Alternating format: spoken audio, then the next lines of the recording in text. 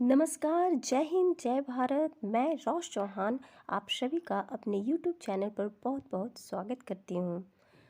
आज हम NCERT CBSE based सामाजिक विज्ञान हमारे अतीत भाग थर्ड का कक्षा 8 के लिए इतिहास की पाठ्य पुस्तक के चैप्टर 1 को अच्छे से समझेंगे, जानेंगे और उसे और भी बारीकियों से पहचानेंगे। जी हाँ, आज मैं आपसे अपनी इस वीडियो को स्टार्टिंग करने से पहले अपनी मुख्य 3 बातों को आपके साथ शेयर करना चाहूँगी।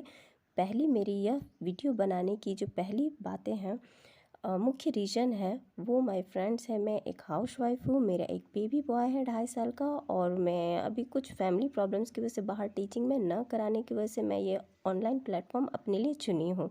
सेकंड जो मेरा ऑप्शन है माय फ्रेंड्स, वो है मैं हाउसवाइफ होने के साथ साथ समय के साथ साथ मैं स्टडी फैशन या इससे कहिए रेंज जो मेरा है सोशल स्टडी के प्रति, उसे मैं कम बिल्कुल भी नहीं करना चाहती हूँ।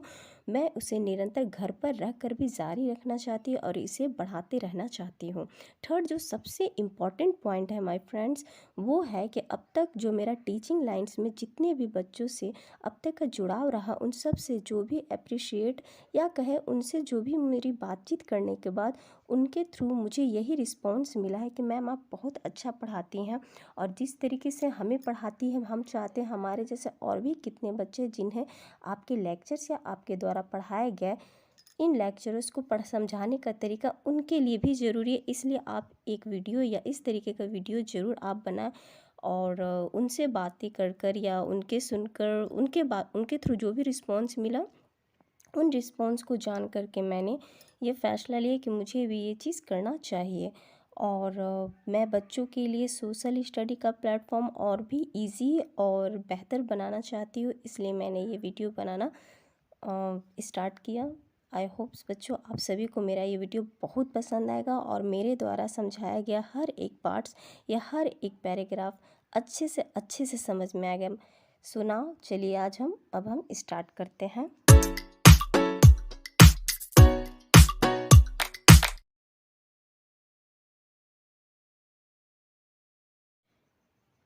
जी हाँ, ये हमारा चैप्टर 1 है, हिस्ट्री से कैसे, कब और कहाँ। तो सबसे पहले मेरे प्यारे दोस्तों, मैं आपको ये चैप्टर पढ़ाने से पहले ये टॉपिक को समझाना चाहती हूँ। जो ये हमारा टॉपिक है, कैसे, कब और कहाँ। क्या आप जानते हैं ये जो टॉपिक है ये केवल टॉपिक नहीं, ये हमारी समझ का सबसे महत्वपूर्ण क्वेश्चन भी है, और जो आप, मैं, हर व्यक्ति अपने जीवन काल में किए बिना नहीं विकास कर सकता। आप कहेंगे कैसे? मैं कहूँगी बिल्कुल, क्योंकि आप बिना किसी सवाल के जवाब या बिना जवाब के सवाल के लिए इच्छुक नहीं होंगे, तब तक आप विकास का तथा समझ को आगे नहीं बढ़ा सकेंगे। मैं एक एग्जाम्पल देती हूँ जो मेरा अपना है। मेरा बेबी बेड से नीचे गिर गया। ओके, वो आकर मुझे बोला, मम्मी मम्मी मैं नीचे गिर गया। मैंने कहा कैसे?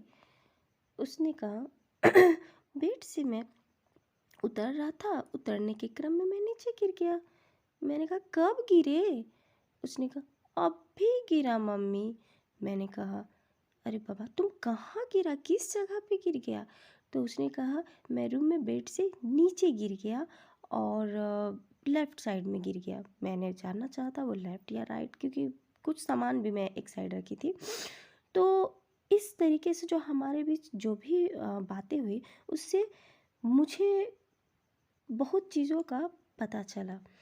मैंने कहा ओके बेटा ठीक है, अगली बार ध्यान रखना उतरने समय। उसने कहा ठीक है मम्मी मैं ध्यान रखूँगा। तो जो भी बातें हुई उन बातों में ही मुझे कुछ क्वेश्चंस के जवाब मिले जो हर व्यक्ति के पास रहता, जो मैंने इन सवालों में इस्तेमाल किया। कैसे, कब और कहाँ। कैसे मैंने इसलिए सवाल किया क्योंकि मैं जानना चाहती थी वो गिरा कैसे, जो उसने कहा। मैं जानना चाहती थी कब का इस्तेमाल मैंने कब किया, क्योंकि वो किस समय गिरा मुझे जानना था। क्या वो अभी तुरंत करंट में अभी तुरंत सडनली गिरा, या फिर कुछ समय पहले गिरकर काफ़ी टाइम बाद मेरे पास आ रहा है बताने के लिए। ये मेरे अंदर ये इच्छा हुई ये जानने के लिए समय को लेकर के। तीसरी बात जो थी, मैं जगह को जानना चाहती थी कि वो क्या वो बेड से गिरा या कहीं बाहर जाकर खेलने के क्रम में गिरा या किसी नॉर्मल फर्श पर वो गिर गया। इसलिए मैंने ये तीनों क्वेश्चंस मैंने उससे किए और मुझे ये इस बात का एहसास कुछ समय बाद हुआ कि मैंने तो ये तीनों क्वेश्चन वही किए जो हर व्यक्ति के माउथ में होता है, किसी न किसी क्वेश्चन का आंसर जानने के लिए या फिर आंसर वो जानता है तो उससे जुड़े सवालों को पूछने के लिए। तो जी हाँ, कैसे, कब और कहाँ। जी हाँ, हमें इसी तरीके से चैप्टर को प्रारंभ करने से पहले पूर्व में यह समझना अति आवश्यक है मेरे बच्चों कि इस चैप्टर का टॉपिक विषय कैसे, कब और कहाँ ही क्यों रखा गया है। ठीक है, और टॉपिक समझने के बाद आपको चैप्टर के मुख्य थीम का ऐसे ही पता चल जाता है या इससे जुड़ी हर बातों को आप आपसे ज़्यादा समझ जाते हैं, आधा से ज़्यादा, जो कि चैप्टर के अंदर में आपको अच्छे से डिटेलिंग में जानने को मिलता है। कैसे कैसे हमारा हम भी इसी चीज़ों को इस टॉपिक इस बुक से समझते हैं।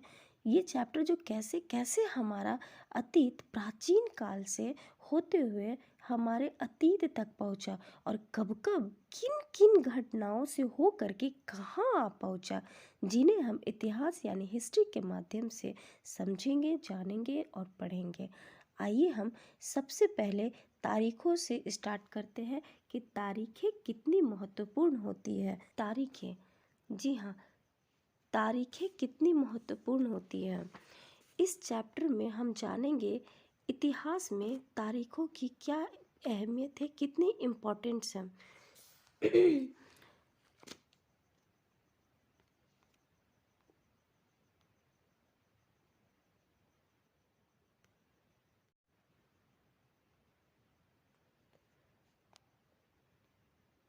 यहाँ पर तारीखें कितनी महत्वपूर्ण होती है में सबसे पहला जो कि हम यहाँ पर देख सकते हैं, इतिहास को बहुत उबाऊ है भाई, ये कहा गया है।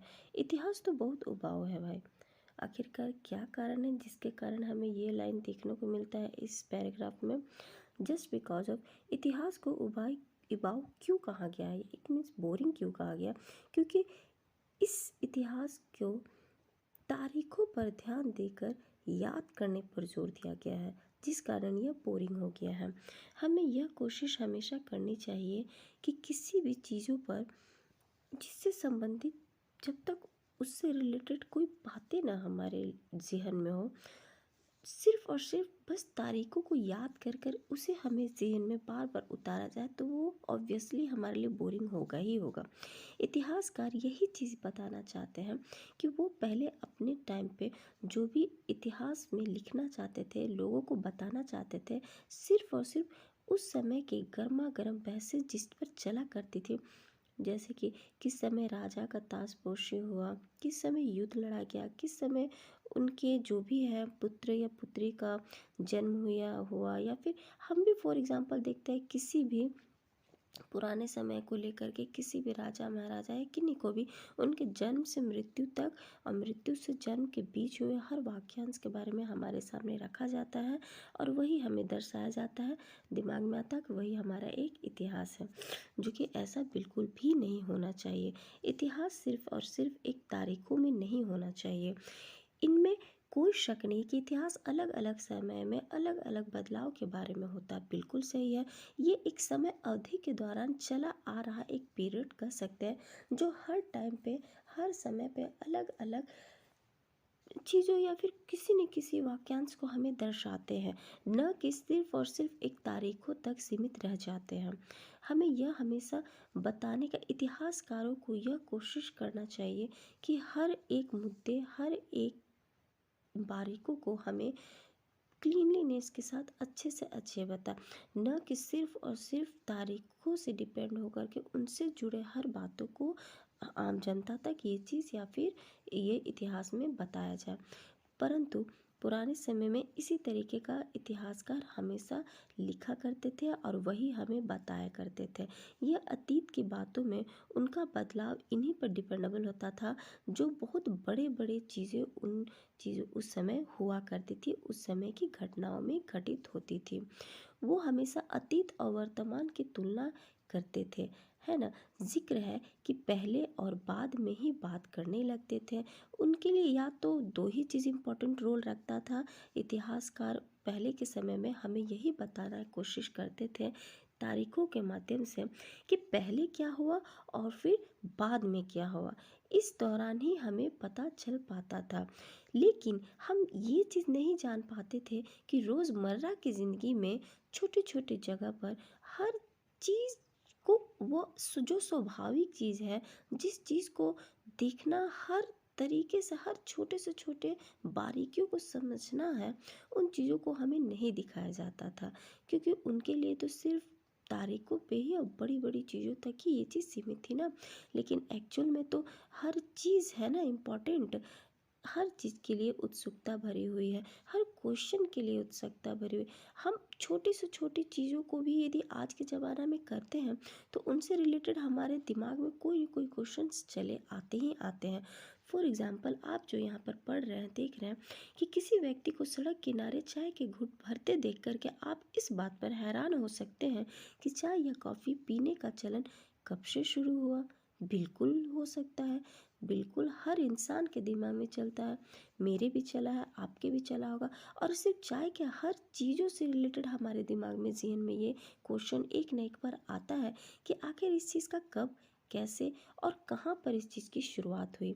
फॉर एग्ज़ाम्पल, यहाँ जैसे रेलगाड़ी की खिड़की से बाहर झांकते हुए भी हमारे ज़हन में, दिमाग में आता है कि रेलवे का निर्माण कब हुआ होगा और किस तरीके से हुआ होगा। रेलगाड़ी से आने से पहले दूर दूर तक यात्रा किस तरीके से हम पाते हैं, या सुबह उठ कर के यदि फॉर एग्ज़ाम्पल यदि सुबह उठकर हम अखबार भी पढ़ते हैं तो अखबार पढ़ते हुए भी हमें ये जानने की उत्सुकता होती है कि आखिरकार क्या पुराने ज़माने में भी लोग इसी तरीके से अखबार पढ़ा करते थे। क्या उनको अखबारों से रिलेटेड सारी जानकारी कैसे प्राप्त होती थी। ये सारे के सारे ज़हन हमारे दिमाग में आते ही आते हैं। हर समय हम कुछ न कुछ बातों को लेकर के सोचने पे मजबूर होते ही होते हैं। और ये सिर्फ और सिर्फ हमेशा साल या महीने या कुछ समय के लिए नहीं देखा जा सकता। ऐसा नहीं कि ये एक महीने में हो गया होगा, चाय का बनावट किस तरीके से बन गया होगा, या फिर कुछ सप्ताह या फिर कुछ महीनों की बात होगी कि बस रेलगाड़ी के बारे में हमने सोचा, रेलगाड़ी का निर्माण हो गया होगा। ऐसा बिल्कुल भी नहीं है। इस चीज़ को बनने में, इन चीज़ों को प्राचीन काल से, मध्यकाल से, ये आज के आधुनिक काल से, ये हमारे तक आने तक की जो भी प्रक्रियाएं रही है, उसमें बिल्कुल समय अवधि का सबसे बड़ा रोल होता है और हुआ है। भारत के लोगों ने अचानक एक दिन सुबह सुबह चाय पीना शुरू नहीं किया होगा ना। इसी तरीके से धीरे धीरे उनके ज़बान पर चढ़ा होगा। इस प्रक्रिया के लिए कोई तो तिथि नहीं हुई होगी। हो सकता है ना, इसके लिए तो कोई एक तिथि नहीं निश्चित की हुई है कि हाँ, इस दिन पर चाय का निर्माण किया गया है और इसी दिन पर लोग पिएंगे। नो, इस चाय को बनाने से लेकर, घूंट पीने से लेकर, एक जो प्रोसेस निरंतर बना हुआ आया होगा उस समय से लेकर अभी तक, जब तक कि वो आदमी अपने रेगुलर डेली रूटीन में न उस चीज़ को उतार दे, उस चीज़ के क्रमवार जो आता, क्रमबद्धता से जो बढ़ता गया निरंतरता, वो एक समय अवधि के दौरान ही किया गया है ना, जिसे हम प्राचीन, मध्य और ये आधुनिक काल से समझ सकते हैं। राष्ट्रीय आंदोलन किस दिन शुरू हुआ, अर्थव्यवस्था या समाज में किस दिन बदलाव आए, यह बताना भी संभव नहीं है। ये सारी चीज़ें एक लंबे समय में घटती हैं। जी हाँ, ऐसे में हम सिर्फ एक अवधि की ही नहीं बात कर सकते, एक लगभग सही अवधि के बारे में बता सकने के बारे में, या एक सही अवधि के बारे में बता सके जब एक खास बदलाव दिखना या दिखाई गई हो। तो तो फिर लोग इतिहास को तारीखों से जोड़कर क्यों देखते हैं? बिल्कुल सही क्वेश्चन है। ये आपसे क्वेश्चन किया जाया जा रहा है कि हम हर चीज़ों को, हर सवालों को तारीखों से क्यों जोड़ते हैं, जबकि उसका जुड़ाव इतने लंबे समय के बाद हमारे सामने वो प्रक्रिया आई है, और वो इतने शॉर्ट टर्म के लिए होती है कि हम उस चीज़ों के बारे में उतने इम्पोर्टेंस नहीं दे पाते हैं, और जहाँ पर हम देना चाहते हैं उस चीज़ के बारे में पता चलता है कि वो इतने आसानी से हमें नहीं प्राप्त हुई, क्योंकि उसको बनने या हमारे तक पहुंचने में एक लंबी समय अवधि का हमें होकर गुजरना पड़ा है। जैसे कि एक समय था जब युद्ध और बड़ी बड़ी घटनाओं के ब्यौरा को ही इतिहास माना जाता था। बिल्कुल सही बोला जाया जा रहा। पहले ज़माने में युद्ध और बड़ी बड़ी घटनाओं के ब्यौरा को ही इतिहास माना जाता था। जैसे कि इतिहासकार हमें इन बातों पर ज़्यादातर ध्यान आकर्षित करते थे कि राजा महाराजाओं या उनकी नीतियाँ क्या होती थी। यदि इतिहासकार हमें उन साल पर ज़्यादा जोर डालते थे जिन साल पर राजा की ताज पहनाया जाता था, या फिर उनका विवाह होता था, या फिर कौन से साल में उनके घर में बच्चा पैदा हुआ, या फिर किस साल में उनकी लड़की की मतलब किस साल में उनकी लड़ाइयाँ हुई, युद्ध हुए, या फिर कौन मरा, कब मरा, इन सब चीज़ों पर, या फिर कौन से राजा कब किस गद्दी पर बैठे अपने शासक बन करके शासन चलाने के लिए। तो इस तरह की घटनाओं को निश्चित तिथि बताई जाती थी, और हमें इतिहास में इन तिथियों को महत्वपूर्ण जानबूझ करके बनाया जाता था, या कहो उन्हें इम्पोर्टेंस दिया जाता था, और हम उन्हीं चीज़ों को रट्टा मारते थे, जिनसे ऑब्वियसली इतिहास तो बोरिंग लगेगा ही ना। क्योंकि जब किसी चीज़ में रट्टा मारना हो, समझना ना हो, तो वो बोरिंग नहीं तो क्या वो इंटरेस्टिंग होगा? बिल्कुल भी नहीं, वो बिल्कुल बोरिंग ही होगा ना माय फ्रेंड्स। क्योंकि जब भी किसी चीज़ में इंटरेस्टिंग ना हो, उस चीज़ में समझ ना हो, उससे रिलेटेड कुछ इंटरटेनमेंट अच्छे से कुछ बातों की जानकारी ना मिले, ज्ञान ना प्राप्त हो उस जगह से, और हर एक बारीकी ना समझने मिले, सिर्फ और सिर्फ रट्टा मारने वाला चीज़ों को हमें पढ़ाया जाए, तो ऑब्वियसली क्लास में नींद तो आएगी ना। जैसा कि पिछले 2 साल की इतिहास की किताबों में आपने देखा है, बिल्कुल जैसा कि आपने क्लास 6 और क्लास 7 में आपने पहले भी पढ़ा है कि इतिहास का बहुत सारे मुद्दों पर सवालों पे भी मतलब लिखा करते थे, है ना। उसके बारे में लिखना या उसके बारे में बातों को बताना, हमें उन बातों पर ध्यान केंद्रित करना, और साथ ही साथ अपनी रोज़ी रोटी चलाने का भी ये सब बातों को बताया करते थे। वे क्या पैदा करते थे और क्या खाते थे, इसके बारे में भी हम बताते थे, और शहर कैसे बना और बाज़ार किस तरीके से फैला, ये सारी चीज़ें हमने पहले मध्यकाल में बहुत विस्तार से पढ़ चुके हैं क्लास 7th में। चूँकि किस तरीके से शहर का निर्माण हुआ, कैसे वो बढ़ा, किस तरीके से लोगों की आमदनी बढ़ी, बाज़ार का किस तरीके से निर्माण हुआ, किस तरीके से विस्तार हुआ, और नई नई रियासतें बनी, विचार पनपे, संस्कृति और समाज का किस तरीके से बदलाव हमारे समाज में रहा, इन सब चीज़ों को हमने अपने इतिहास में देखा, पढ़ा और समझा। तो जी हाँ, बिल्कुल मेरा यही कहने का तात्पर्य कि इस पाठ से या इस टॉपिक से हमें यह जानने को अच्छे से प्राप्त मिलता है कि इतिहास जो है, इतिहास का संबंध तारीखों, या फिर कहे कि हम इतिहास का संबंध तारीखों से नहीं होता है। इतिहास में कई ऐसी चीज़ें होती हैं, इतिहास में कई जिनसे वर्तमान और अतीत का पता चलता है। मतलब हर एक विषय वस्तु, हर इंसान, हर एक देश समाज का अपना एक इतिहास होता है। इतिहास के माध्यम से हम ये जानने को मिलता है कि पूर्व सामाजिक बदलाव और आज का सामाजिक परिवर्तन को दर्शाता है। इतिहास के परिवर्तनों को हम इतिहास के माध्यम से समझते हैं। इस पाठ में और इस चीज़ में, इस टॉपिक से के माध्यम से हम जानते हैं या जानेंगे कि इतिहास का संबंध केवल और केवल तारीखों पर नहीं, यानी दिनांक पर ही सिर्फ और सिर्फ केंद्र नहीं है। इतिहास में बहुत सारी ऐसी घटनाएं होती है जिनसे हमें वर्तमान और अतीत का पता चलता है। इतिहास केवल तारीखों पर नहीं बल्कि समय अवधि पर भी केंद्र करता है। और इनके साथ साथ यहाँ पर एक चित्र दिया गया है जिन्हें मैं आपको दिखाना भी चाहूँगी और बताना भी चाहूँगी। ये चित्र को आप ध्यान से देखें। इस चित्र में ब्राह्मण ब्रिटेनिया को शास्त्र भेंट कर रहे हैं। देखिए, आप ध्यान से इस चित्र में अच्छे से देख सकते हैं कि यहाँ पर कुछ ब्राह्मण ब्रिटेनिया को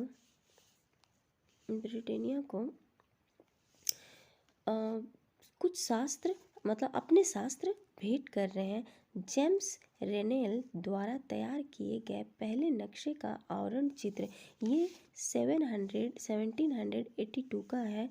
ये जो चित्र आप देख रहे हैं 1782 का रॉबर्ट क्लाइव ने रेनेल को हिंदुस्तान के नक्शे तैयार करने का काम सौंपा था, है ना। तो भारत पर अंग्रेजों की विजय के समर्थक रेनेल को वर्चस्व स्थापित करने की प्रक्रिया में नक्शे तैयार करना बहुत महत्वपूर्ण लगता था। इस तस्वीर में दिखाया गया है कि भारत के लोग स्वेच्छापूर्वक अपने प्राचीन पवित्र ग्रंथ ब्रिटिश सत्ता के प्रतीक ब्रिटानिया को सौंप रहे हैं, मानो वे उसे भारतीय संस्कृति की रक्षा के लिए आने का आग्रह कर रहे हैं ना, लग रहा है ना। यह चित्र किस प्रकार उपनिवेशवाद का बोध कराता है। हम उपनिवेशवाद को भी अच्छे से जानेंगे, पढ़ेंगे आगे कि उपनिवेशवाद होता क्या है और इसे समझेंगे कि उपनिवेशवाद का ये बोध हमें ये इस चित्र के माध्यम से कैसे हो रहा है।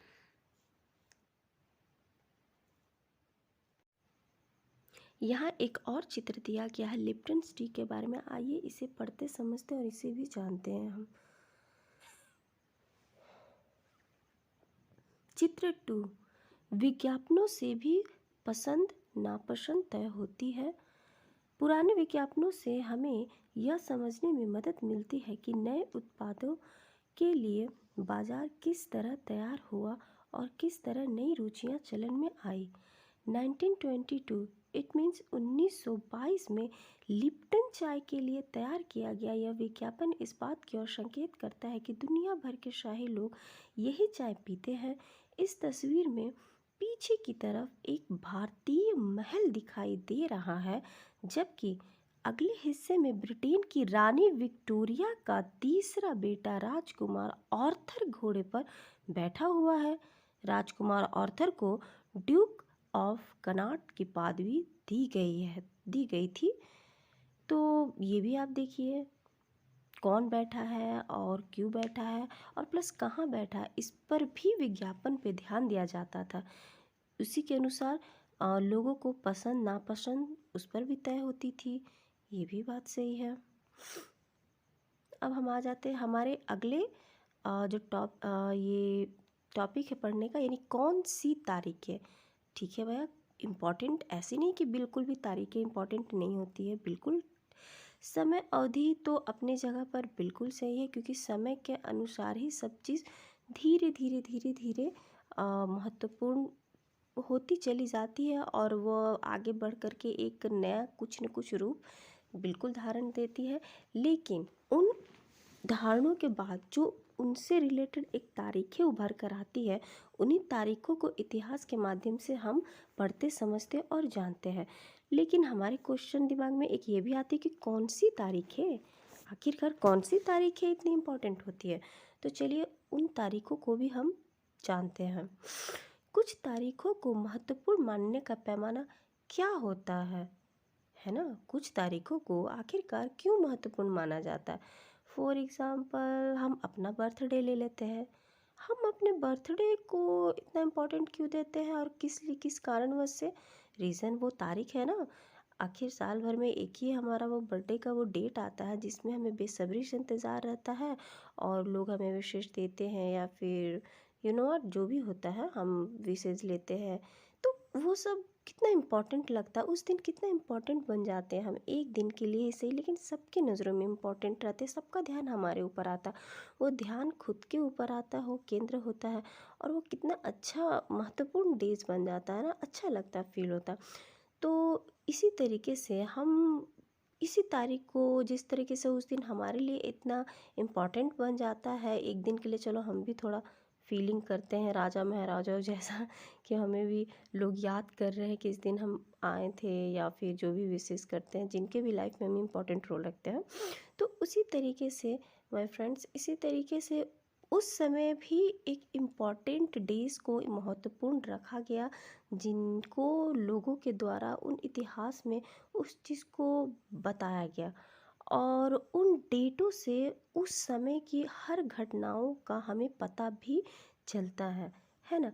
हम जो तारीखें चुनते हैं या जो भी तारीखें हमारे इर्द गिर्द अतीत की कहानी बुनते हैं वो आप में महत्वपूर्ण नहीं होता है, वे अपने आप में ही महत्वपूर्ण नहीं होता है। वे इसलिए महत्वपूर्ण बन जाता है क्योंकि वो एक खास घटनाओं को महत्वपूर्ण मानकर चलने लगते हैं, है ना?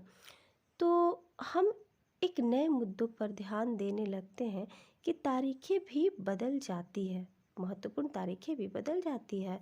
उदाहरण के लिए यहाँ पर आपके सामने एक दिया गया, भारत में ब्रिटिश इतिहासकारों ने जो इतिहास लिखे हैं उनमें हर एक गवर्नर, इट मीन्स जो भी हर एक जनरल का शासनकाल महत्वपूर्ण है। बिल्कुल सही है, बिल्कुल सही। एक्चुअली इसमें इस पार्ट में आपको हर हर शासनकाल के उस गवर्नर जनरल के बारे में बताया गया। जैसे हमारे फर्स्ट गवर्नर जनरल कौन थे, है ना? तो फर्स्ट गवर्नर जनरल हमारे वॉरेन हेस्टिंग्स थे। इनके शासन से ही हमारा ब्रिटिश शासनकाल शुरुआत होता है। और हम ज़्यादा से ज़्यादातर ध्यान क्या देते कि हमारे लास्ट कौन थे, है ना? तो इतिहासकार में ख़त्म होने टाइम हमारा लास्ट कौन थे और स्टार्टिंग कौन थे, तो इन दोनों पर हम थोड़ा सा ज़्यादा ही ध्यान देते हैं। तो बीच में देखिए कौन कौन सा है, इसका भी आपको यहाँ पर पूरा का पूरा मिलेगा, है ना? बीच में जो दूसरे गवर्नर हुए या फिर तीसरे जो गवर्नर हुए, चौथे हुए, ऐसा नहीं कि पहला ही और एंड में बस हो गया। बीच में काफ़ी सारे जनरल है, लेकिन इम्पॉर्टेंट जहाँ तक हम ध्यान में देते हैं फर्स्ट एंड लास्ट को देते हैं। जैसे हमने स्टार्टिंग में पढ़ा था ना, पहले और बाद का, जो कि हमने यहाँ पर पढ़ा था इस चीज़ को कि किसी भी चीज़ का यहाँ पर पहले और बाद, है ना? बिल्कुल सेम टू सेम यहाँ पर भी वो चीज़ लागू होता है कि हम किसी भी चीज़ को इम्पोर्टेंट तब देते जब स्टार्टिंग या एंड। हालांकि बीच में यहाँ देखिए आपको सारे लोग मिलेंगे, हेस्टिंग्स, वेल्जी, फिर बेटिंग्स, डलहौजी, ये सब बहुत इंपॉर्टेंट नेम है जो उस समय इनका भी कार्यकाल बहुत चीज़ों में चला, लंबे समय से चला इन सब का। और इनके बारे में भी बहुत चीज़ हमें पढ़ने मिलते हैं और आगे भी मिलेंगे आपको, इन सब के बारे में पढ़ने को जानने को मिलेगा। तो इस इतिहास में गवर्नर जनरलों और वायसरायों का भी न ख़त्म होने वाला सिलसिला मतलब छाया रहा है ना? इतिहास की जो किताबें हैं ना, उसमें सारी किताबों का महत्वपूर्ण अधिकारियों, उनकी गतिविधि, नीति, उपलब्धियों के आधार पर ही तय होता था। बिल्कुल इनके द्वारा की गई हर गतिविधि, नीति, इनके जीवन या फिर बाहरी चीज़ें कैसी थी या इन्हीं तक जीवन को मतलब सीमित करके हमें उन इतिहास में दिखाया गया है ना? इन लोगों के जीवन के क्रम ब्रिटिश भारत के इतिहास में अलग अलग अध्याय का विषय बन जाता है। तो यही है ना कि हम इन्हीं के बारे में जान रहे हैं, इन्हीं को समझ रहे हैं। और इनके दौरान में ऐसा थोड़ी ना कि और भी कुछ नहीं हुई होंगी घटना या फिर और घटनाओं ने उनको इम्पोर्टेंट नहीं दिया गया ना, हमें एक पक्ष को ही दर्शाया गया है इतिहासकाल में, तो हम उन्हीं पक्षों को जान पाएंगे। क्या हम इसी दौर के इतिहास को अलग ढंग से नहीं लिख सकते? बिल्कुल लिख सकते। गवर्नर जनरलों के इस इतिहास के चौकटे में हम भारतीय समाज के विभिन्न समूहों और वर्गों की गतिविधियों पर किस तरीके से ध्यान दे सके, है ना? किस तरीके से ध्यान दे सकते हैं, ये क्वेश्चन कर रहा है आपसे। जब हम इतिहास या कोई कहानी लिखते हैं, ऑब्वियसली जब हम कोई इतिहास या फिर कहानी भी लिखते हैं तो टुकड़ों या अध्यायों में बांट देते हैं। हम ऐसा क्यों करते हैं? ऐसा इसलिए किया जाता है ताकि हर अध्याय में कुछ सामंजस्य रहे। बिल्कुल, इसका मकसद कहानी को इस तरीके से सामने लाना होता है, उसे आसानी से समझाया जा सके, है ना? आसानी से समझाया जा सके, उसे याद रखा जा सके। इस प्रक्रिया में हम सिर्फ उन घटनाओं पर जोर देते हैं जो उस घटनाओं को पेश करने में मदद होती हैं। जो इतिहास गवर्नर जनरलों के जीवन के इर्द गिर्द चलता है, उसमें भारतीय गतिविधियों को कोई मायने नहीं रखती है ना? और उनके लिए वहाँ कोई जगह नहीं होती है। तो फिर क्या किया जाए, है ना? जाहिर है हमें अपने इतिहास का एक अलग खाका बनाना पड़ेगा। इसका मतलब ये है कि अब जिन तिथियों को महत्वपूर्ण दिया जा रहा था वे महत्वपूर्ण नहीं रहेंगी, हमारे लिए नई तिथियाँ महत्वपूर्ण हो जाएंगी, है ना? इट मीन्स हमारे सामने उन्हीं घटनाओं को दर्शाया जाया जा रहा है जिनको वो दिखाना चाहते हैं। हमें जो देखना चाहिए वो हमारे सामने नहीं लाया जा रहा, क्योंकि हमारे सामने तो एक ही पक्ष को रखा जाया जा रहा है ना। जो तिथियाँ उनके द्वारा तय की गई है उन्हीं तिथियों को हम देखते, समझते और जानते हैं। लेकिन उन बीच में ऐसी थोड़ी ना कि और भी घटनाएं नहीं हुई होंगी। ऑब्वियसली हमारे लाइफ में बर्थडे हमारा एक होता है, बर्थडे डेट हम उस दिन बहुत ज़्यादा एंजॉय करते हैं।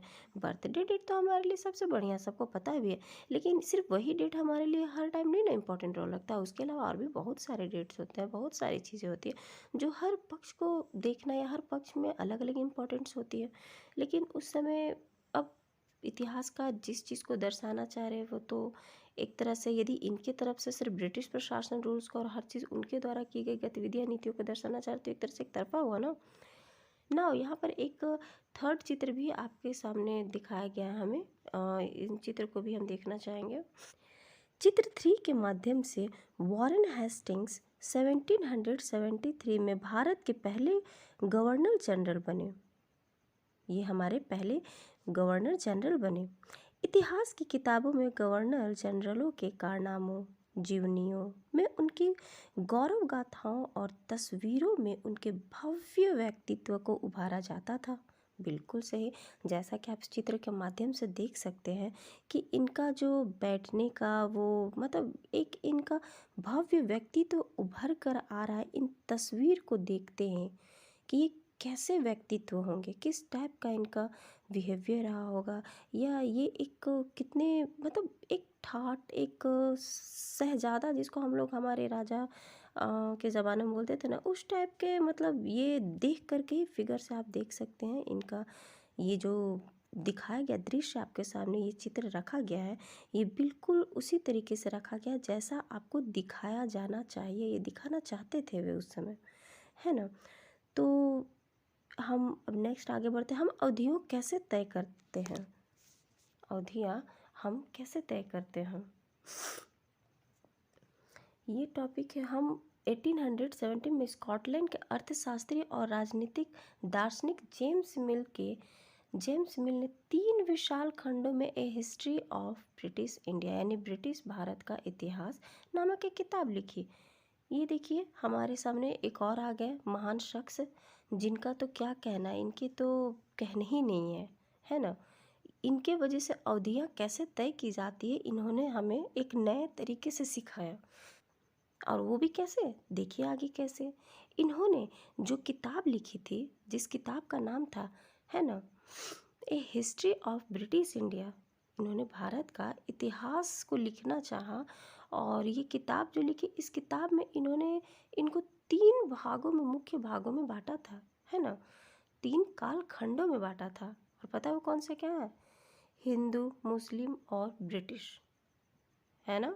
उन्होंने हिंदू, मुस्लिम, ब्रिटिश, हालांकि इन्होंने जो भी यहाँ रहा देखे, भारतीय समाज में जो भी इन्हें दिखा उसी स्तर पे इन्होंने इस चीज़ को बांटा। ऐसा भी नहीं कह सकते कि इन्होंने बहुत गलत किया, लेकिन हम लोगों के साथ उतना सही नहीं। ये एक तरह से विभाजन करना हुआ ना, हिंदू, मुस्लिम, ब्रिटिश का।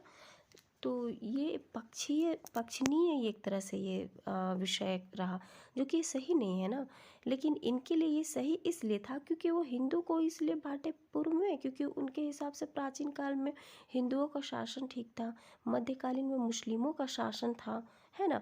और जो हमारा ये आधुनिक जो स्टार्टिंग रहा 1700 के 1750 के बाद से, वो हमारा ब्रिटिश काल ही रहा। तो उन्होंने इसी आधार पे इन तीनों कालखंडों का विभाजन किया, है ना। और इसी से वो भारतीयों को दिखाना चाहते थे उन अपने अपने कालखंडों के अनुसार कि उन उस समय उन लोगों का किस तरीके से रहन सहन था, किस तरीके से वहाँ का हर चीज़, भारतीयों से रिलेटेड मुद्दे वो अपने नज़रियों के अनुसार दिखाना चाहते थे अपने बुक के दौरान, है ना। तो हम एक दौर की खासियतों, उनके केंद्रीय तत्वों को पकड़ने की कोशिश करते हैं, है ना, महत्वपूर्ण हो जाता है। यहाँ पर हम देखें तो ये शब्द अतीत के बारे में हमारे विचारों को दर्शाते हैं। वे हमें बताते हैं कि एक अवधि से दूसरी अवधि के बीच आए बदलाव का क्या महत्व है। एक अवधि से बिल्कुल, जैसे कि उन्होंने हिंदू, मुस्लिम और ब्रिटिश अवधि कालखंडों में बांटा, तो एक हिंदू से फिर मुस्लिम जो कालखंड को उन्होंने विभाजित किया, अलग अलग कालखंडों को दिखाया है, तो यह बताना चाहते हैं कि एक अवधि से दूसरी अवधि में क्या क्या बदलाव दिखेंगे। मील को लगता था कि सारे एशियाई समाज सभ्यता के मामले में यूरोप से पीछे है। देखिए आ गया ना टॉपिक पे। इनको लगता था कि पूरी दुनिया में या फिर पूरे यूरोप में कहें, सॉरी एशिया में कहें, तो एशिया में उनको यूरोप से पीछे लगता था। ठीक है, भारत का एक इस तरीके से इनके माइंड में था फिगर कि इतिहास की उनकी समझदारी थी कि भारत में अंग्रेजों ने आने से पहले ही यहाँ हिंदू और मुस्लिम तानाशाह का ही राज चलता था, क्योंकि इन्होंने ये चीज़ देखा। इन्होंने, और बिल्कुल सही है भाई, इंडिया में तो ये सब चीज़ आप जान ही रहे हैं, सब राजाओं का क्या क्या, उस समय का क्या क्या था यहाँ पर। एक्चुअली अंग्रेज़ों का लाने का हाथ भी इंडियन का ही था, जस्ट बिकॉज ऑफ यहाँ की वो अलग अलग लालच सत्ता, मतलब उस समय का एक ऐसा ही कंडीशन था। कहते हैं ना कि जेलसनेस में क्या से क्या हो जाए, वही हाल था। तो ये चीज़ दूसरों को दिख जाता था, अदर देश को दिख जाता था, लेकिन अपने ही देश के लोगों को ये चीज़ नहीं दिख पाता था, जिसका फ़ायदा पूरा का पूरा कोई और उठाता था, जैसे अंग्रेज उठा ले गए थे उस समय। लेकिन यही चीज़ ये इन्हें दिख गया, मिल को ये चीज़ दिख गया कि यहाँ पर लोगों में चारों तरफ केवल धार्मिक बैर है और जातिगत बंधन और अंधविश्वास का तो क्या कहना, बोलबाला है। अंधविश्वास का तो बोलबाला। तो मिल्स की राय था कि ब्रिटिश शासन भारत को सभ्यता की राह पर ले जा सकता है, यानी कि ब्रिटिश ही वो ऐसा शख्स है जो भारत को सही तरीके से सही चीज़ पे ला सकता है, यानी शिष्टाचार, कला, संस्था, कानून, इन सब चीज़ों को सिखा सकता है, क्योंकि ये सब नहीं थी उस समय भारत में। ये था जेम्स का नज़रिया, है ना, जेम्स मिल का नज़रिया था। इसीलिए उन्होंने ऐसे ऐसे सुझाव दिए कि अंग्रेज़ों को भारत के सारे भूभाग पर कब्जा कर लेना चाहिए। वाह, देखिए कितना अच्छा उन्होंने ये आइडिया दिया कि पूरा कब्जा ही कर लो और भारतीय जनता को ज्ञान और सुखी जीवन प्रदान किया जा सके, ताकि वो हमारे अकॉर्डिंग टू यहाँ पर उनके नज़रों में था कि यहाँ पर बहुत चीज़ों को सुधार होना चाहिए। यहाँ के लोगों में जो अंधविश्वास फैला हुआ है, या यहाँ पर जो भी एक तरह से शिष्टाचार नहीं है, किसी कलाओं का कोई वैसा दिख नहीं रहा, संस्थाएं, मतलब किसी चीज़ को लेकर उनको यहाँ पर पॉजिटिविटी दिख ही नहीं रही थी, निगेटिविटी ही इंडियन में दिखी। तो जो कि वो पॉजिटिविटी लाना चाहते थे, एक तरह से नज़रिया सही था, लेकिन वो शायद एक तरफा ही, मतलब हम बोल सकते हैं कि एक तरफा ही पक्ष हमें दिखाया जाया जा रहा है, वो खुद देख रहे थे। तो ऐसा करने के लिए उन्हें अंग्रेज़ों की मदद हिंदुस्तान के लिए बहुत ज़्यादा लग रही थी, और हिंदुस्तान प्रगति पर नहीं है ऐसा उनको फील हो रहा था। तो अंग्रेजी शासन प्रगति और सभ्यता का प्रतीक था उनके लिए इतिहास में, और अंग्रेजी शासन से पहले समझिए को अंधकार ही फैला हुआ था भारत में, ये उनके नज़रिए से। तो क्या इतिहास के किसी दौर को हिंदू या मुस्लिम इस तरीके से क्या हम बांट सकते हैं? क्या ये सही है हमारे लिए? क्या इन सारे दौरों में इस तरह के धर्म एक साथ नहीं चलते थे? किसी युग को केवल उस समय के शासकों का धर्म के हिसाब से ही तय करना क्या जरूरी था? तो इस तरीके के क्वेश्चन आपसे पूछा जाया जा रहा, ताकि आप सोचिए, मन में विचारें कि क्या वो सही था, इस तरीके से क्या होना चाहिए, क्या हमें यही चीज़ करना चाहिए? तो भारत में सारे शासकों का भी एक धर्म नहीं होता था, है ना, क्योंकि यहाँ पर हर टाइप के हर लोग रहते थे, और उन लोगों का हिसाब था कि हमारे तरीके से, मतलब एक नियमताबद्ध तरीके से हो, और अंग्रेज़ों को वो चीज़ दिखा नहीं, इसलिए वो अपने अनुसार हिंदू और मुस्लिम का जो है बोलबाला चलता था, और बिल्कुल सही था। उस समय चलती भी थी, युद्ध वगैरह दोनों में होती भी थी। तो इन सब चीज़ों को देखते हुए उनको लगता था कि यहाँ पर बहुत चीज़ों को, मतलब कि सुधार की ज़रूरत है इन लोगों को। इन लोगों में अज्ञानता बहुत अत्यधिक फैला हुआ भारतीयों में, तो उनको सुधार कौन ला सकता है? सिर्फ और सिर्फ ब्रिटिश प्रशासन। तो अंग्रेज़ों द्वारा सुझाए गए वर्गीकरण से अलग हट करके इतिहासकार, अब हम उन इतिहासकारों पे आते हैं जो भारतीय इतिहास से, मतलब हमारे लिए है ना, उन्होंने, भारतीय इतिहासकारों ने भी कुछ कालखंडों में बांटा था।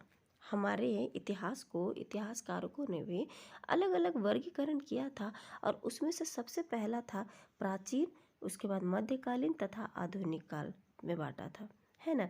इस विभाजन का भी अपनी समस्याएं हैं, इस विभाजन का भी अपनी समस्या है। इन खंडों में बांटने की यह समझ भी पश्चिमी से ही आई थी। पश्चिम में आधुनिक काल को विज्ञान, तर्क, लोकतंत्र, मुक्त और समानता जैसे आधुनिकता की ताकतों के विकास का युग माना जाता है। है ना, उनके लिए मध्यकालीन समाज वे समाज थे जहाँ आधुनिक समाज की ये विशेषताएं नहीं थी। क्या हम अपने अध्ययन के लिए आधुनिक काल का इस अवधारण का बिना सोच विचारे ऐसा ही अपना सकते हैं? ये आपसे क्वेश्चन किया जाया जा रहा है कि क्या हमारा ऐसा करना सही होगा? जैसा कि हम किताब में देखते हैं, अंग्रेजों के शासन में लोगों के पास समानता, स्वतंत्रता या मुक्ति नहीं थी। न ही ये आर्थिक विकास और प्रगति का दौर था, है ना। बहुत सारे इतिहासकार इस युग को औपनिवेशिक युग कहते हैं। देखिए, अब आ गया हमारे पास ये न्यू टॉपिक, औपनिवेशिक युग किसे कहते हैं। औपनिवेशिक युग किसे कहते हैं, जो कि हमने पहले फिगर में पढ़ा था, है ना, जो ब्रिटेनिया को कुछ ब्राह्मण दे रहे थे अपने पुस्तक, जो कि हमारे पुराण पुस्तक जो कि अपना था, तो उनसे रिलेटेड ये औपनिवेशिक युग को कहा गया है कि औपनिवेशिक युग होता क्या है। अब हम औपनिवेशिक क्या होता है इसके बारे में जानेंगे, पढ़ेंगे, समझेंगे। इस किताब में आप पढ़ेंगे कि किस तरह अंग्रेजों ने हमारे देश को जीता और स्थानीय नवाबों और राजाओं को दबाकर अपना शासन स्थापित किया, है ना, और अर्थव्यवस्था या समाज पर नियंत्रण स्थापित किया। अपने सारे खर्चों को निपटाने के लिए राजस्व वसूल किया, अपनी ज़रूरतों की चीज़ों को सस्ती कीमत पर खरीदा, निर्यात के लिए महत्वपूर्ण फैसलों की खेती कराई। और इन सारी कोशिशों के कारण क्या बदलाव आए, आप ये भी जानेंगे कि ब्रिटिश शासन के कारण यहाँ की मूल्य मान्यता और पसंद नापसंद, रीति रिवाज व तौर तरीकों में क्या बदलाव आए। जब एक देश पर दूसरे देश के दबदबे, ये रहा आपका मेन पॉइंट जिसे आपको सुनने, समझने और बहुत अच्छे से बारीकी से जानने की ज़रूरत है।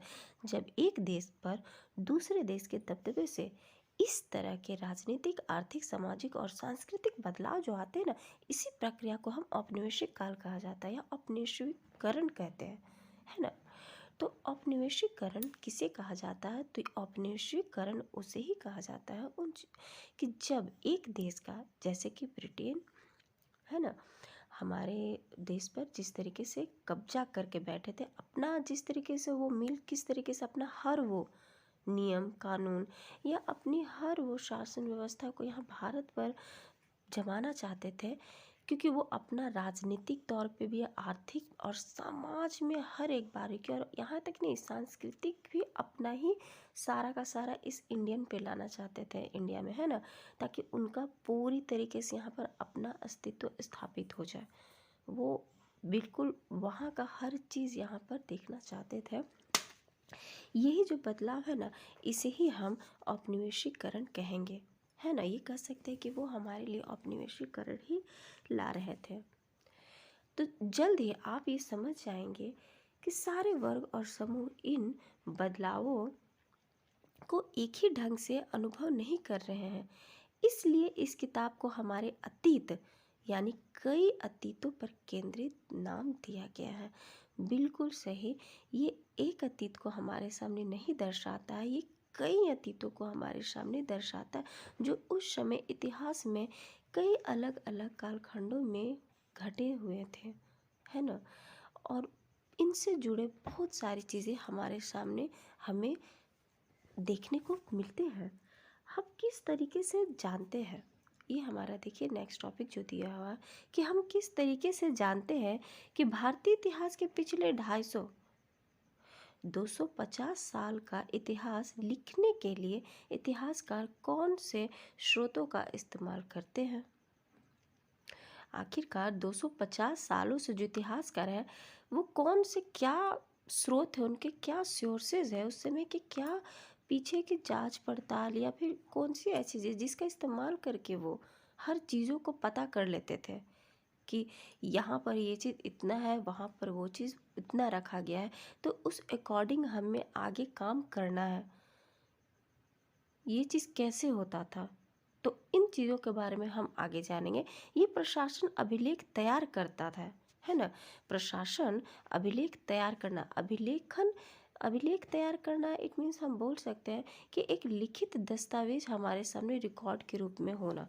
जो इतिहासकार उस समय किया करते थे, और ये चीज़ अंग्रेजी शासन के द्वारा ही हमारे बीच में तैयार किया गया था, क्योंकि उनका मान्यता था कि किसी भी चीज़ को लिख करके योजनाबद्ध या नीतिगत फैसले से या सहमति और जांच पड़ताल करके उस चीज़ को किया जाए तो वो चीज़ और भी अच्छे से जाना जा सकता है, और उस पर वाद विवाद भी करने में बड़ी आसानी होती है, या ज्ञान करने में या टिप्पणी देने में, प्रतिवेदन करने में। इस आधार पर वो एक शासन की संस्कृति पैदा भी करते थे, है ना। अंग्रेजों को यह भी लगता था कि तमाम अहम दस्तावेज जो भी पत्रों को संभाल कर रखना जरूरी है, लिहाजा उन्होंने सभी संस्थानों में अभिलेख कक्ष भी बनवाए। तहसील के दफ्तर, कलेक्टर, है ना, कलेक्ट्रेट, मिशनर और दफ्तर, प्रांतीय सचिवालय, कचहरी, मतलब ये सारे रिकॉर्ड रूम उन्होंने बनाए थे। क्यों? ताकि उन्हें कहीं पर भी किसी भी चीज़ में जब भी उनको जांच पड़ताल करना हो या किसी चीज़ से रिलेटेड उनको कोई भी परेशानी न आए। इनके लिए उन्होंने एक संग्रहालय जैसे संस्थान भी बनाई थी, है ना। अभिलेखागार जिसे हम बोल सकते हैं, अभिलेखागार भी और संग्रहालय जैसे भी संस्थान बनाए यहाँ पर। तो ये एक देखिए रिपोर्ट दिया गया है, गृह विभाग को भेजी गई रिपोर्ट, इसके बारे में भी पढ़ेंगे।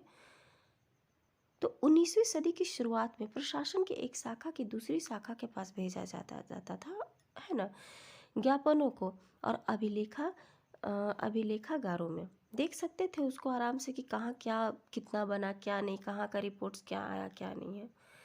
तो इस तरीके से एक नोट्स, जो रिपोर्ट्स उनके पास जो तैयार रहती थी, उनसे उनको अपने सुझाव या उनसे जुड़े हर वो चीज़ों को जिसको वो अपने लिए कंप्लीटेड, मतलब उस चीज़ को, सुझाव को आगे चल के उसको बनाना चाहते थे या फिर बिगाड़ना चाहते थे, या उसमें कुछ कुछ ऐड करना चाहते थे, उनसे उनको आसानी हो जाती थी ना इन रिकॉर्ड्स को देखते हुए।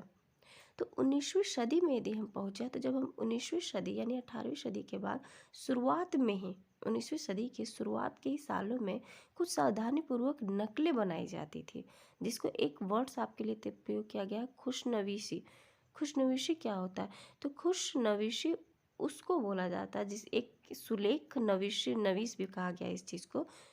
तो ये एक तरह से कॉपीराइट का कमाल है ना। जैसे कि पहले क्या होता था कि सेम टू सेम उसको कॉपी किया जाता था।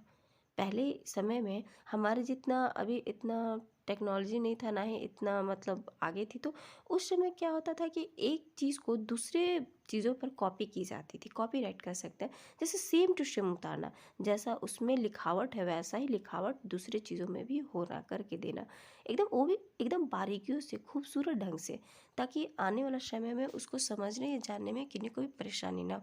यहाँ देखिए चित्र 4 में आपको भारतीय राष्ट्रीय अभिलेखागार यानी 1920 के दशक में बनाया गया है ना। 1920 के दशक में ये बनाया गया है, 20वीं सदी में। ये जब नई दिल्ली का निर्माण हुआ तो राष्ट्रीय संग्रहालय और राष्ट्रीय अभिलेखागार दोनों ही वायसराय के निवास के नज़दीक बनाए गए थे। इससे पता चलता है कि अंग्रेज की सोच में इन संस्थानों का कितना भारी महत्व था ना। देखिए ये एक तरह से लाइब्रेरी है उन लोगों के लिए, हर चीज़ समझने के लिए ये एक तरह से लाइब्रेरी है। तकनीक भी फैलने लगी थी। इस तकनीक के सहारे अब प्रत्येक सरकारी विभाग की कार्रवाई के दस्तावेजों की कई कई प्रतियां बनाई जाने लगी। यहाँ पर दिया गया सर्वेक्षण का बढ़ता महत्व। यहाँ देखिए सर्वेक्षण का बढ़ता महत्व दिया गया है ना। यहाँ एक चित्र 5 में शरीफे का पौधे, है ना, पौधा जो कि 1770 का दशक में दर्शाया गया है। ये पौधा शरीफा का है, बिल्कुल सही, जैसा कि आप देख रहे हैं। और अंग्रेजों द्वारा बनाए गए वनस्पति उद्यान और प्राकृतिक इतिहास के संग्रहालय में विभिन्न पौधे के नमूने और उनसे संबंधित जानकारियाँ इकट्ठी की जाती थी, है ना। इन नमूनों के चित्र स्थानीय कलाकारों के बनाए जाते थे। अब इतिहासकार इस बात पर ध्यान दे रहे थे कि इस तरह का जानकारी किस तरह इकट्ठा की जाती थी और इससे उपनिवेशवाद के बारे में क्या पता चलता था या पता चलता था। तो ये भी एक तरह से मतलब उन लोग का सर्वेक्षण ही है, समझिए कि पौधों से रिसर्च, क्योंकि वो किसी भी चीज़ को रिसर्च के थ्रू ही अपने मतलब संग्रहालय में हर चीज़ का नमूने से नमूने, हर चीज़ का रिकॉर्ड रखना चाहते थे और रखते भी थे। औपनिवेशिक शासन के दौरान सर्वेक्षण का चलन भी महत्वपूर्ण होता गया, है ना। जब औपनिवेशिक शासन था, यानी कि जब उनका हमारे ऊपर अस्तित्व था, दबदबा था हमारे देश पर, हर तरफ से कब्जा था, जिसे हम औपनिवेशिक काल कहे ना, समझे ना। तो एक तरह से वो हमारे उपनिवेशवादी हुए, है ना। उन्होंने अपना दबदबा बना करके रखा हमारे देश में हर तरीके से, चाहे वो सांस्कृतिक, सामाजिक या फिर आर्थिक रूप से, और हर तरीके से, हर मुद्दे पर। तो जब तक उनका था, तो उन्होंने सर्वेक्षण का चलन बहुत इम्पोर्टेंट रखा था, और इनके फ़ायदे हमें हुए, बिल्कुल हुए, हम लोगों को भी हुए। लेकिन अंग्रेज़ों का विश्वास था कि किसी देश पर अच्छी तरीके से दिन शासन चलाना है ना, तो उसको अच्छे से समझो, उसको अच्छे ढंग से जानना ज़रूरी है। और बिल्कुल ये चीज़ तो सही भी है। तो 19वीं सदी की शुरुआत के पूरे देश का नक्शा उन्होंने तैयार करने के लिए बड़ा सर्वेक्षण किया कि अब हमें पूरा इस देश का नक्शा चाहिए, ताकि उसी अकॉर्डिंग हम वहाँ वहाँ कब्जा कर सकें, और उसे अपना बनाने में हमें थोड़ा सा आसानी होगा ना। यदि हमारे पास नक्शे रहेंगे तो वो आसानी से हमारे अस्तित्व में, यानी हमारे हाथों में आ जाएंगे। तो गाँव में राजस्व सर्वेक्षण किए जाते थे, जो कि जिस सोचिए उस समय उन लोगों को इस चीज़ का भय नहीं था कि ये लोग इतना अच्छे से सर्वेक्षण किस लिए किए जा रहा है, ताकि वो उन्हीं की मुट्ठी में आराम से आ सके, और वो लोग अपना मतलब धीरे धीरे धीरे धीरे इसी प्रकार से अपना वर्चस्व स्थापित करते गए, है ना। इन सर्वेक्षणों के द्वारा वो धरती की सतह, मिट्टी की गुणवत्ता, यहाँ वहाँ मिलने वाले पेड़ पौधे, जीव जंतु, स्थानीय इतिहासकारों या इतिहासों व फसलों तक का पता लगाया जा सकता है, ठीक है ना। उनका पता लगा करके अंग्रेजों की राय में किसी इलाके का शासन चलाने के लिए सारी बातों का जानना जरूरी है। देखिए, हर एक मुद्दे को ये लोग जड़ से पता कर रहे हैं, बारीकियों से, किसी चीज़ को छोड़ना नहीं चाहते, क्योंकि यहाँ उन्हें अपना पूरा जड़ से मतलब अपना स्थान को बनाना है। तो 19वीं सदी के आखिरी तक, है ना, हर 10 साल में जनगणना भी इन्होंने मतलब करते थे। जनगणना से इनको पता चलता था कि कितनी जनसंख्या है ना, बढ़ती घटती या कितना। जनगणना मतलब ये सब छोटी छोटी चीज़ें। और इतना ही नहीं, वो संख्या का तो पता कर ही लेते थे, उनकी जाति, इलाके, व्यवसाय, हर जानकारी उनको पता चलती थी, है ना। वनस्पतियों का भी सर्वेक्षण से, प्राणी वैज्ञानिक सर्वेक्षण, पुरातत्व, है ना, पुरातात्विक सर्वेक्षण, मानवीय शास्त्रीय सर्वेक्षण, वन सर्वेक्षण आदि कई दूसरे सर्वेक्षण भी इन्होंने किए। बताओ, कुछ नहीं छोड़े। हालांकि इन सबसे फ़ायदा भी हमें हुआ बाद में चल के, आगे चल करके बहुत चीज़ें हमारे अंदर भी चेंजिंग आए। और लेकिन ये उस वक्त उन्होंने अपने फ़ायदे के लिए किया था। अधिकृत रिकॉर्ड से क्या पता चलता है ना। रिकॉर्ड के इस विशाल भंडार से हम बहुत कुछ पता लगा सकते हैं। बिल्कुल, इस बात को नज़रअंदाज नहीं किया जा सकता है कि सारे सरकारी जितने भी रिकॉर्ड है, इनसे हमें यही पता चलता है कि सरकारी अफसर क्या सोचते थे, उनकी दिलचस्पी किन चीज़ों में थी, और बाद के लिए वे किन चीज़ों के लिए मतलब बचाए रखना चाहते थे, है ना। तो ये रिकॉर्ड से हमें बहुत चीज़ समझने के लिए मतलब हमेशा देखने मिलता था। और यहाँ पर बताया गया आपको कि समझने में हमेशा मदद नहीं मिलती, क्योंकि देश के दूसरे लोग क्या महसूस करते थे या उनकी कार्रवाई क्या होती थी, किस वजह से होती थी। बिल्कुल सही है। रिकॉर्ड तो आप ऊपरी ऊपरी कर सकते हो ना, इंटरनली तो नहीं ना हो सकता। इन बातों को जानने के लिए हमें कहीं और देखना होगा। जब हम ऐसे दूसरे स्रोतों की तलाश में निकलते हैं तो उनकी भी कोई कमी नहीं रहती, लेकिन सरकारी रिकॉर्ड के मुकाबले उन्हें ढूंढना ज़रा मुश्किल साबित होता है। बिल्कुल, इस लिहाज से लोगों की डायरियाँ, तीर्थ यात्रा या यात्रियों के समन संस्मरण, महत्वपूर्ण लोगों की आत्मकथाएं और स्थानीय बाजारों में बिकने वाली लोकप्रिय पुस्तिकाएं महत्वपूर्ण हो जाती हैं। बिल्कुल, जैसे जैसे छपाई और तकनीकी फैली, अखबार छपने लगे, अच्छा, और विभिन्न मुद्दों पर जनता में बहस भी होने लगी ना। बिल्कुल, नेताओं, सुधारकों ने अपने अपने विचार फैलाने के बारे में विषय में लिखना स्टार्ट कर दिया। कवियों और उपन्यासकारों ने अपनी भावनाओं को व्यक्त करने लगे, है ना। तो ये सब धीरे धीरे होता गया, वक्त के साथ साथ धीरे धीरे होता गया। एक चेंजेस के बाद सेकंड आया, सेकंड के बाद थर्ड आया, है ना। लेकिन ये सारे जितने स्रोत थे, वो उन लोगों ने रचे थे जो पढ़ना लिखना जानते थे, है ना। पॉइंट की बात, जिन्हें पढ़ना लिखना आते था वो ये सब तक पहुंच चुके, है ना। तो इनसे हम यह पता नहीं लगा सकते कि आदिवासी और किसान, खदानों में काम करने वाले मजदूर या सड़कों पर ज़िंदगी गुजारने वाले गरीब, वो लोग किन किन मतलब सिचुएशन से गुजरते थे, किन किन अनुभवों से गुजरते थे। है ना सही बात? हम तो ये सब सिर्फ उनके मुंह से ही जान सकते हैं जो अपना अनुभव को मतलब व्यक्त कर सकते हैं, जिन्हें मौका दिया जाया जा रहा है। यदि आपको मौका दिया जाया जा रहा है तो आपके अनुभवों को हम समझ सकते हैं, लेकिन जिनको दिया ही नहीं गया मौका, उनके द्वारा भी तो कुछ न कुछ हुआ होगा ना। जैसे यहाँ पर हमारे सामने आदिवासी, किसान, खदान में काम करने वाले वो गरीब मजदूरों के बारे में, या सड़क किनारे मतलब रहने वाले गरीब लोगों के बारे में, उन लोगों के साथ कैसे उस समय हालात थे, क्या फीलिंग्स थे, इनके बारे में तो हमें पता नहीं चल पाता, क्योंकि वो तो पढ़े लिखे नहीं थे। तो अगर हम थोड़ी और कोशिश करें तो हम इस बारे में भी जान सकते हैं कि जैसे जैसे आप इस किताब में आगे पढ़ेंगे आपको यह बात समझ में आने लगेगी। है ना?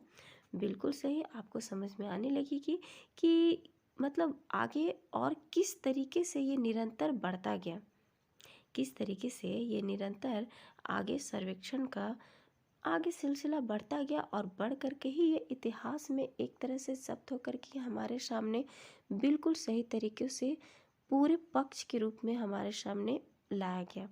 यहाँ पर आपको दो फिगर दिया गया है। एक फिगर यहाँ आपका जो चित्र 6 में दिया गया है, बंगाल में मानचित्रण और सर्वेक्षण कार्य चल रहा है। ये बंगाल के चित्र है जो आपके सामने दिया गया है। इसमें ये जेम्स प्रिंसेप द्वारा बनाई गई ये तस्वीर है 1832 में। ध्यान से देखिए कि सर्वेक्षण में इस्तेमाल होने वाले उपकरणों को चित्र के अगले हिस्से में दिखाया गया है। यहाँ पर कुछ इस्तेमाल किए जाने वाले उपकरण आपको दर्शाए गए हैं जो चित्र के माध्यम से आपको दिखाया जा रहा है ना। और चित्रकार इस परियोजना के वैज्ञानिक स्वरूप को पर खास तौर से जोर देना चाहते हैं। इस चीज़ को वो अपने तरीके से जोरदार देना चाहते हैं, और ये सर्वेक्षण किया जाया जा रहा है ना। तो ये उस समय का देखिए सर्वेक्षण काल चल रहा है, जांच पड़ताल। और एक फिगर है आपके पास यहाँ पर, ये तस्वीर देखिए आप यहाँ पर ध्यान से। इस तस्वीर में आप देख सकते हैं कि ये चित्र 7 है 1857 के विद्रोही का, है ना। तस्वीरों को भी बहुत ध्यान से देखना चाहिए, देखना चाहिए ना। बहुत चीज़ पता चलती है भाई, हमें तस्वीर देखकर बहुत चीज़ों का पता चलता है। उनसे हमें चित्रकार की सोच पता चलती है ना।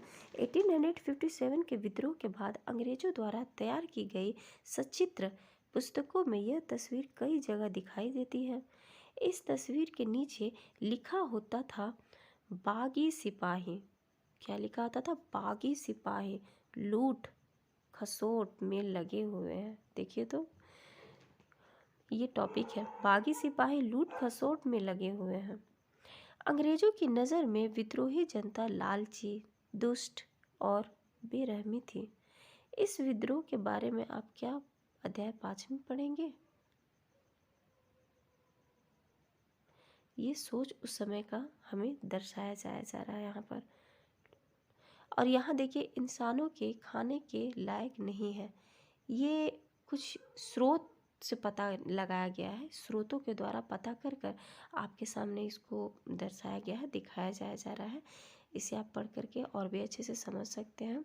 अखबारों से देश के विभिन्न भागों में चल रहे आंदोलनों का पता चलता है। यहाँ 1947 में हुई पुलिस की एक हड़ताल की खबर दी गई है। हड़ताल की खबर दी जा रही है। दिल्ली में 2000 से ज़्यादा पुलिस वालों ने बृहस्पतिवार सवेरे अपने कम वेतन और पुलिस लाइन्स बावर्ची खाने के आने वाले घटिया भोजन के खिलाफ खाना खाने से इनकार कर दिया। जैसे जैसे ये खबर दूसरे पुलिस थानों तक पहुंची, वहां भी पुलिस वाले ने खाने से इनकार कर दिया। एक हड़ताली का कहना था कि पुलिस लाइन्स की रसोई से हमारे लिए जो खाना आता है वो कोई इंसान नहीं खा सकता है। हमें जो चपाती और दाल खानी पड़ती है उसे जानवर तक नहीं खा सकते। ये अपना कॉन्फ्रेंस ये बता रहा है पुलिस वालों के एक कर्मी के द्वारा कि ये मतलब किस तरीके से उस समय उनके साथ बिहेवियर किया जा रहा है। ये देखिए ना, वो बता सकते थे इसलिए हमारे सामने आया ना उस समय का ये चीज़, लेकिन जो न बता पाते थे उस चीज़ों को तो दबा दिया गया ना। ये स्रोत 1 है जो हम थोड़ा पीछे छोड़ दिए थे, आगे निकल गए थे। ये गृह विभाग को भेजी गई रिपोर्ट है ना। सन 1946 में भारत की औपनिवेशिक सरकार शाही भारतीय नौसेना के जहाज़ों में सिपाहियों की बगावत को कुचलने का प्रयास कर रही थी। उस समय विभिन्न बंदरगाहों से गृह विभाग को जो रिपोर्ट्स मिल रही थी उनके कुछ नमूने इस प्रकार है। जैसे देखिए, मुंबई का रिपोर्ट आपके सामने बताया गया है, कराची का रिपोर्ट बताया गया, विशाखापट्टनम का रिपोर्ट बताया गया, और नीचे में वो अपना टोटल डायरेक्टर ऑफ इंटेलिजेंस जो भी headquarter India commands situations report संख्या 7 फाइल संख्या 5312146 को दिया गया है ना। तो ये उस समय का स्रोत लगाया गया था, उस समय का सिचुएशन का जो सर्वेक्षण काल था उस समय का, ये मतलब इस तरीके से बताया जाता था अपने सर्वेक्षण काल के दौरान जो भी उनकी रिपोर्ट्स आती थी। तो इन्हीं बातों के साथ हमारा ये चैप्टर क्लोज होता है। हमने इस चैप्टर में बहुत कुछ सीखा, बहुत कुछ जाना, यहाँ का सर्वेक्षण, यहाँ की जानकारियाँ किस तरीके से हमें प्राप्त हुई, हमारे फर्स्ट से जो हमारे लास्ट गवर्नर थे उनके बारे में भी हमने जाना, और यहाँ तक कि यहाँ के चाय किस तरीके से, रेलगाड़ी का किस तरीके से विस्तार हो, इन सभी चीज़ों का क्वेश्चन हमें कैसे, कब और कहाँ में प्राप्त हुआ। माय फ्रेंड्स, आपको ये वीडियो मेरा पसंद लगा हो तो प्लीज़ मुझे कमेंट सेक्शन में ज़रूर बताइएगा। मुझसे इसमें यदि कुछ गलतियाँ या मुझसे कुछ भी मिस्टेक हुआ हो तो प्लीज़ प्लीज़ प्लीज़ मुझे बताइएगा, ताकि मैं भी उसमें सुधार कर सकूँ, क्योंकि यह मेरा फर्स्ट वीडियो है, this is my first video. मैं बहुत कुछ इसमें चेंजिंग लाना चाहती हूँ, लेकिन मैं बहुत कुछ नहीं जानती, क्या करूँ क्या नहीं। इसके लिए आप मुझे प्लीज़ प्लीज़ अपना राय ज़रूर दें, कमेंट सेक्शन में मुझे बताएं कि मुझ में किस तरीके से, क्या मैं डायरेक्ट पढ़ाना, मैंने कोशिश किया कि मैं एक एक लाइन्स को बारीकियों से ना पढ़ाऊँ, मैं बीच बीच में समझाते जाना चाह रही थी, मैंने वो करने की पूरी कोशिश की, लेकिन फिर भी मेरा ये वीडियो बहुत बहुत ज़्यादा लॉन्ग हो गया। नेक्स्ट टाइम मैं कोशिश करूँगी इस वीडियो को और शॉर्ट करने का, शायद फर्स्ट वीडियो था इसलिए मेरा ये लॉन्ग हो गया। देखने के लिए बहुत बहुत thank you so much. Please मुझे सपोर्ट कीजिएगा ताकि मैं इस वीडियो को और भी आगे बढ़ा सकूँ। थैंक यू सो मच देखने के लिए। Thanks for watching. Don't forget to subscribe, like, share, comment.